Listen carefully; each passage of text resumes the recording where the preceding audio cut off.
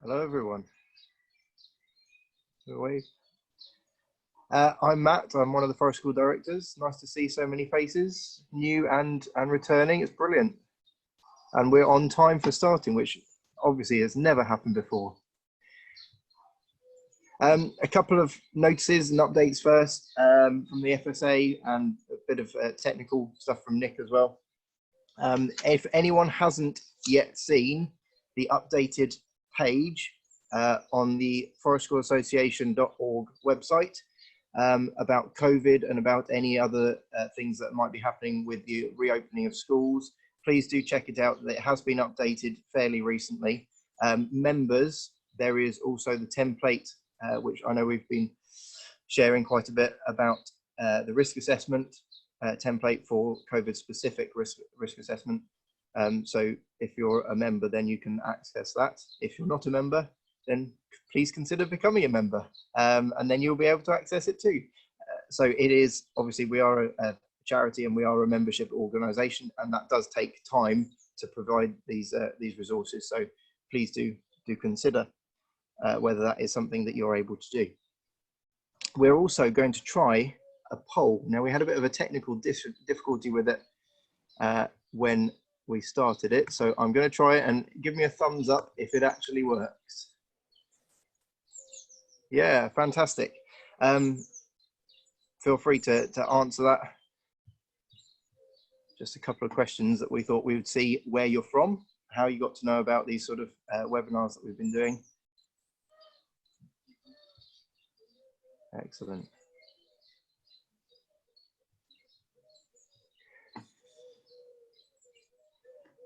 Whilst you're just finishing that off, I'd also like to highlight that we have a grief ceremony, which Rebecca, who's speaking to us about grief tonight, she'll talk to us a little bit more about that in a minute, about what that grief ceremony entails. The details for that, I believe, are still on the webpage and emailed out. So if you want to register for that, then please do that. That will be on the 29th of May.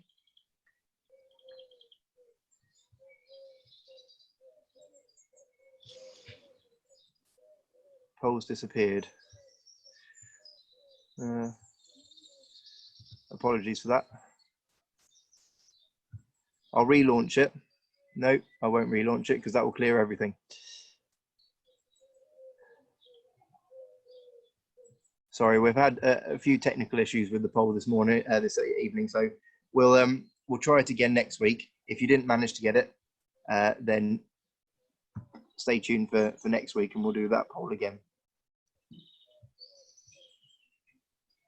Lovely.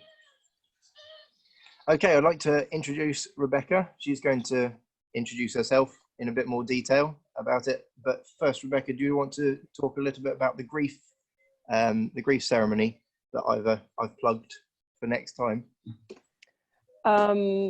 Thank you, Matt. Yeah, it's really lovely to be here, and it's kind of strange. I'm not very good with Zoom. I'd love to be seeing all of your faces, but I'm just yeah. Before I speak about next week's ceremony, I'm just going to take a moment to feel some gratitude and offer for you, invite you to take a few breaths and help you arrive into the space that you're in, the physical space that you're in. Just a few deep, wide, full breaths, welcoming yourself with every breath, welcoming everything that you're with, everything that is with you. just allowing the busyness of the day to settle in your being, allowing your body to settle.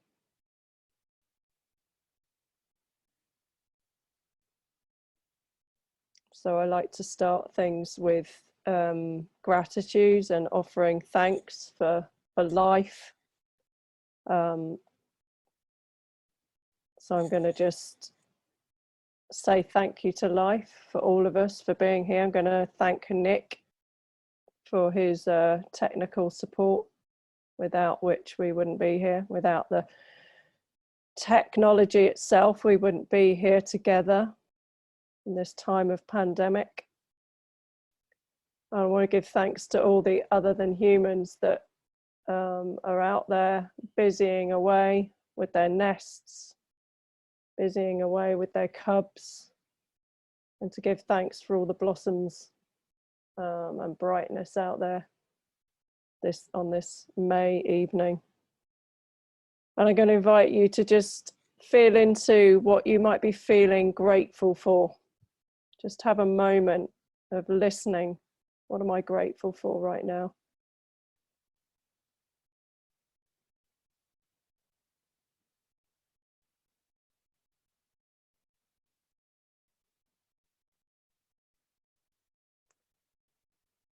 And I'm just going to name that gratitude is very much woven into grief.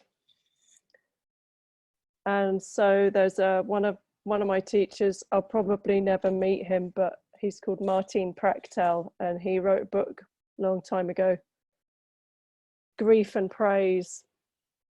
Actually, it's called The Smell of Dust on Rain. And he speaks beautifully in there about how without praise for life, without the love for life, we don't feel the grief. So when we are in deep connection with life, we feel grief, and that those two things go together. So there's something really deeply connecting about the practice of gratitude for me, this kind of deeper intimacy with life. So the ceremony next week, next Friday, we'll be looking at the 5 gates of grief, which have been unearthed and developed and brought into the world by another one of my teachers, who I'll probably never meet, Francis Weller. And I'll speak more about him in a moment, but they are, well, the name of them speaks to what they are. They are points at which we can access our grief, our sorrow. And each one of them is very common to our human experience. And each one is very specific and unique. So we'll be looking at the 5 gates of grief, and there's an invitation to bring an object that represents your grief at this time, and to create a very simple altar. And we'll just be in a very gentle space together. You know, we'll have 45 minutes, the same as this week. So we'll just be dropping into a space together using the 5 gates. And to say a little bit about myself, I was thinking about it today. It's very interesting that this call's happening today, because today I was attending a funeral online of another one of my teachers. I seem to have a lot of teachers, which is such a blessing. So one of my teachers, after a long journey with cancer, died 2 weeks ago, and so his funeral was today. And I thought, and I could feel myself not wanting to go onto the call. And then when I was on the call, I could feel myself not wanting to go into grief. And I really tracked that. I was like, wow, here I am, someone who is a grief tender, and I don't want to go there. And how beautiful and important that was for me to really notice that that was happening. Because I believe that that's a very human experience that so many of us have. The way that, well, I'll speak from my own experience, the part of me that says, oh, you don't want to go there because if you go into that place, you won't get anything done. You've got a whole list of, you've got a whole to-do list. And there's so much to do. And if you collapse, I'm imagining I'm going to collapse into grief. If you collapse into grief, you just won't get any of that stuff done. And then what use will you be? I hear myself saying. This is the narrative that goes on. And I did collapse. You know, I caught that and I thought, my goodness, well, actually, in the end, it was such a beautiful ceremony to witness and in some way be part of, that I couldn't prevent the tears from coming and couldn't prevent my body from, doing what my body needed to do. And I was able to go out on the land and be with the land and be with the running water, which was such a blessing.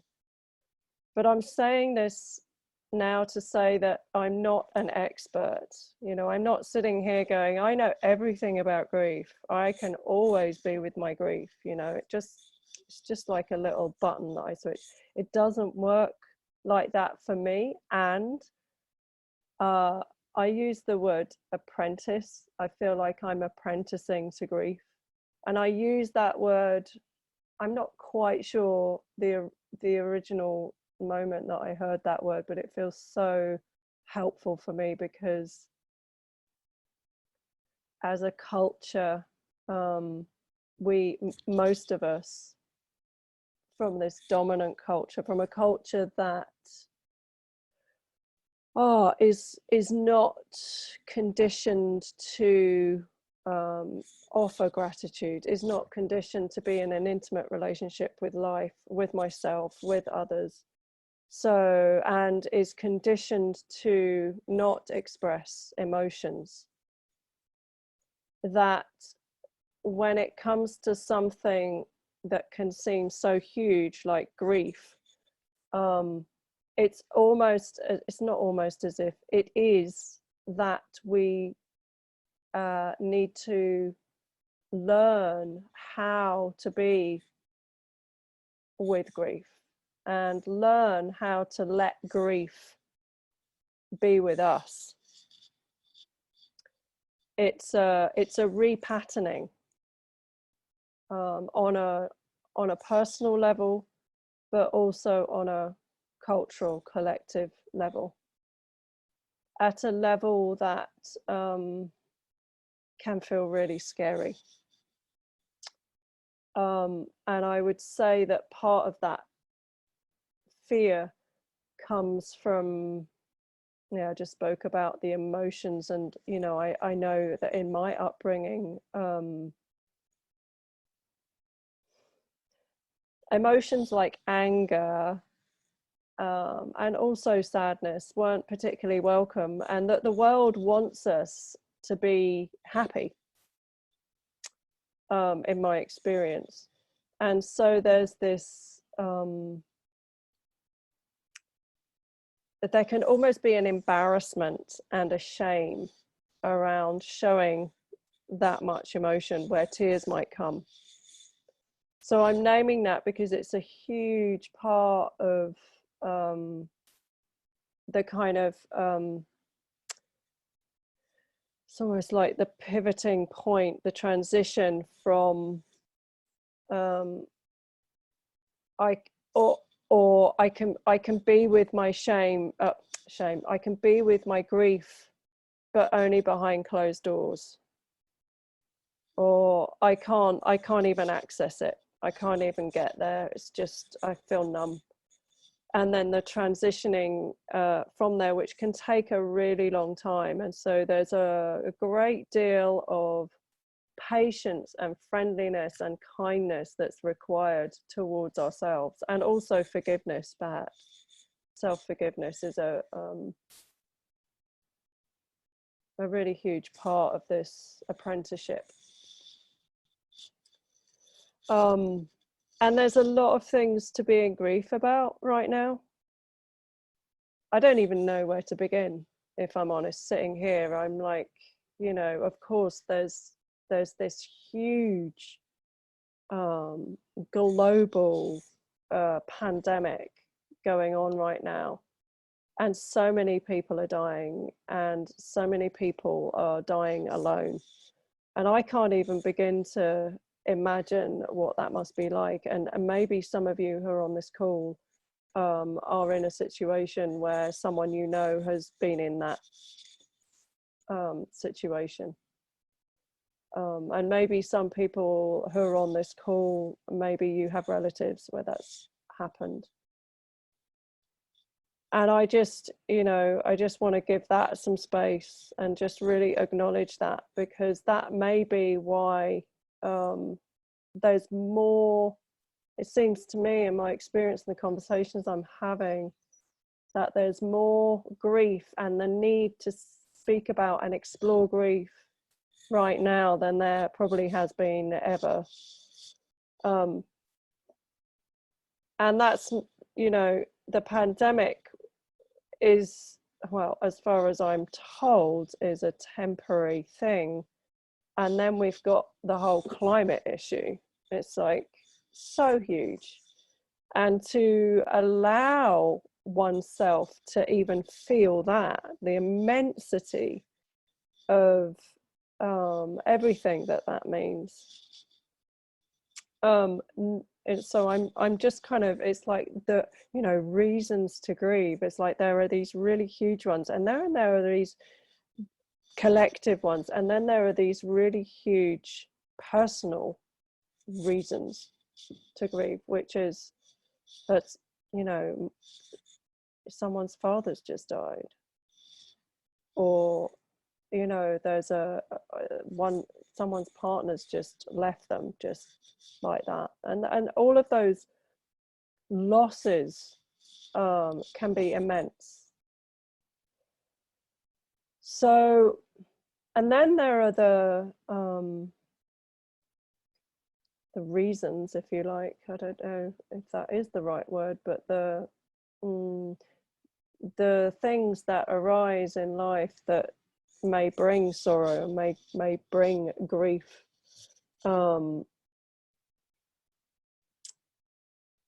Yeah, I kind of want to move into away from the reasons, because there are so many, into why grieving is a good idea. To go back to Francis Weller, he speaks about soul maintenance. He uses the language of soul, and he speaks about grieving regularly as soul maintenance, like literally it being a really healthy, fundamental way of clearing out one's being. Because when grief doesn't get given space or isn't allowed to move, so grief is whatever is ready to move, in essentially, like whatever is in it, and that could be rage, that could be despair, could show up in many different ways, but it's whatever wants to move. So when grief is allowed to move,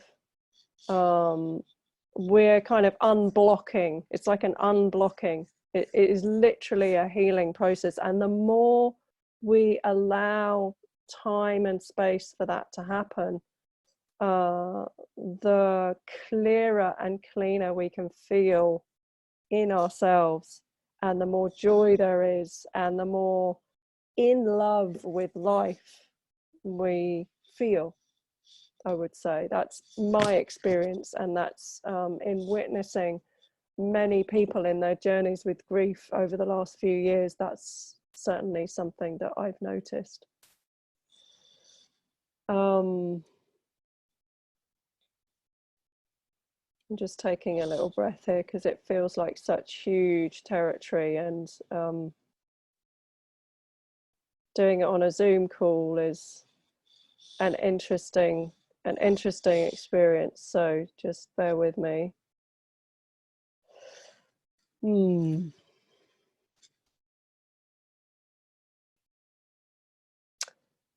Yeah, I wanted to speak a bit about all the different ways that grief shows up.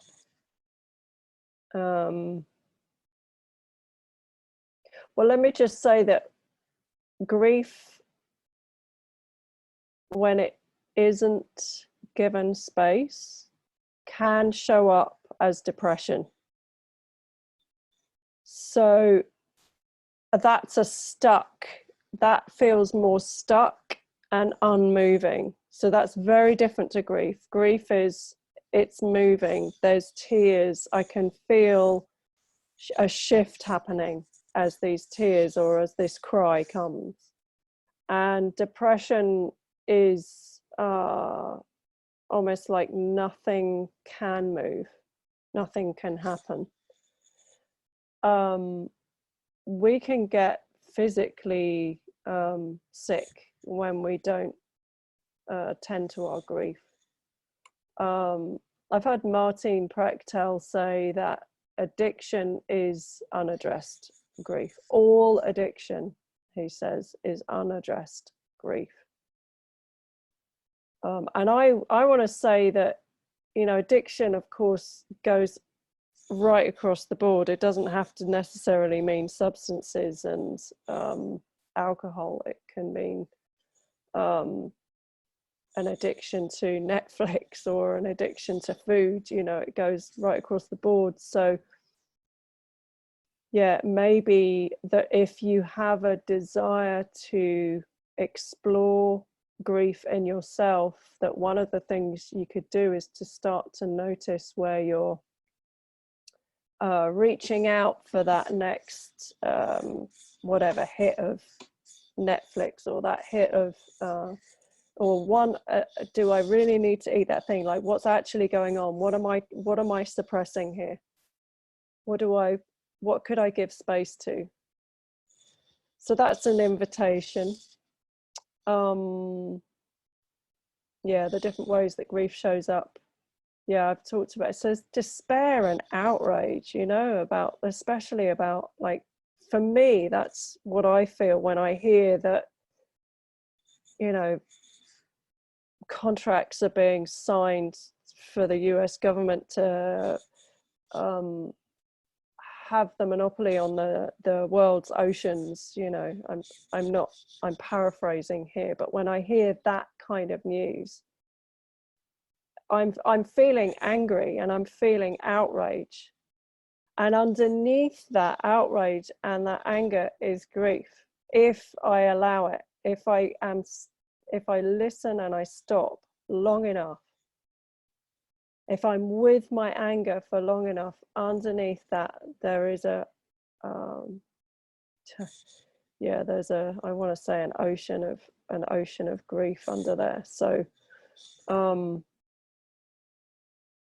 sometimes it can start off as numbness. It's just don't want to go there, but the don't want to go there is usually you really need to go there. And again, just to reiterate the patience that's required around this, and to say that gosh, I think it probably took around 4 grief ceremonies until I actually was ready to go to the altar. So, I mean, grief ceremonies are held in different ways depending on who's holding and what the tradition is, if there's a tradition. But I had to be in the space and in that field and witnessing and part of the holding enough times till I was really ready to crack open. And now, you know, I'm holding these ceremonies, and yeah, once I'm in those ceremonies, it's very easy for me to go to the altar and let what needs to move. So I'm saying that because, you know, if you're thinking about coming, if this is a new experience for you and you're thinking about coming to the ceremony next week, not to have any big expectations on yourself. It's enough that you're turning towards it. It's enough that you're curious. I imagine you're curious because you're here on the call. It's enough that you're willing to try it, if you're going to try it. Most people don't even use the word grief in our culture. I mean, that's my experience. Yeah.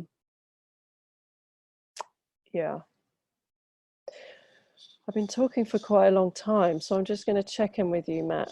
How are we doing for time? And yeah, I mean, we were talking about the possibility of having some time to share personal experiences and things like that within small groups, and I can assure people that the breakout rooms are not recorded, so anything that is discussed in those is not part of the recorded session that we put out. As a sort of an aid to understanding grief. I know some people are saying, you know, relating it to forest school and how do we as practitioners, how do we understand that grief and understand what it is and what we can then do to be open to that and receptive to that within our sessions. So right, that might be a chance for something that some discussion at the end. We are going to have a time of questioning at the end as well. Okay. But I think, you know, so should we just go into the breakouts now and we'll look at that specifically after? Is that what you're suggesting? Good plan to move on to those. Okay. Nick, are you okay to set up breakout rooms then? Yep. All ready to go. Lovely. So folks, I'm going to click on the breakout rooms and you're going to go into the room. But before I click on the button, I think we're going to pose you with some things to think about before you go in. Shall I speak to that? Thank you, Rebecca. Yes. Okay. So, so these are going to go in the chat. There's one question is, what's your relationship to grief? What's your relationship to grief? And just to elaborate on that, it could be, do I feel comfortable? Do I feel uncomfortable? Do I feel fear? Am I curious, ambivalent, etc.? So that's one question, the first question. And then we'll do another round in your small groups. So there'll be 2 rounds. And the next question is, what memories or stories do you have of grief? Either when it's been given space or when it hasn't. Either when it's been given space or when it hasn't.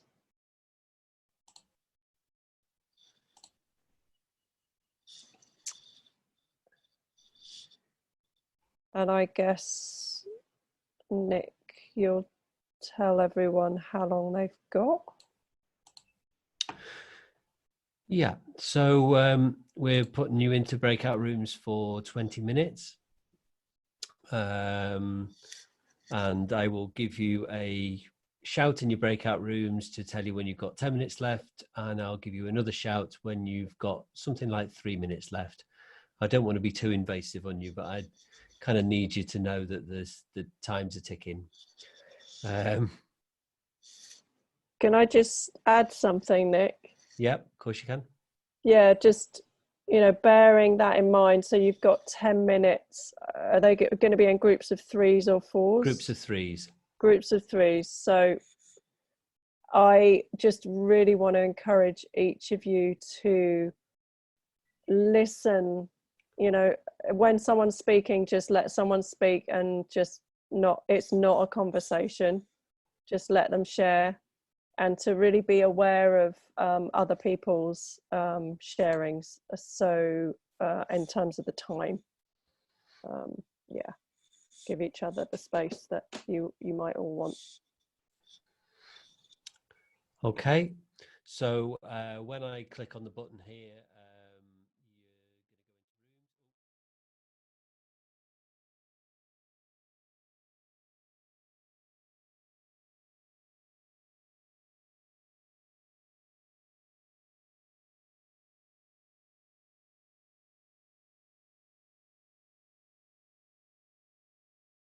If anyone had any, through the sharing, if anyone had any kind of insights about yourself, or anything that just felt, that feels like it wants to be shared, then let's have a few minutes. It might just be one person, maybe 2, but yeah.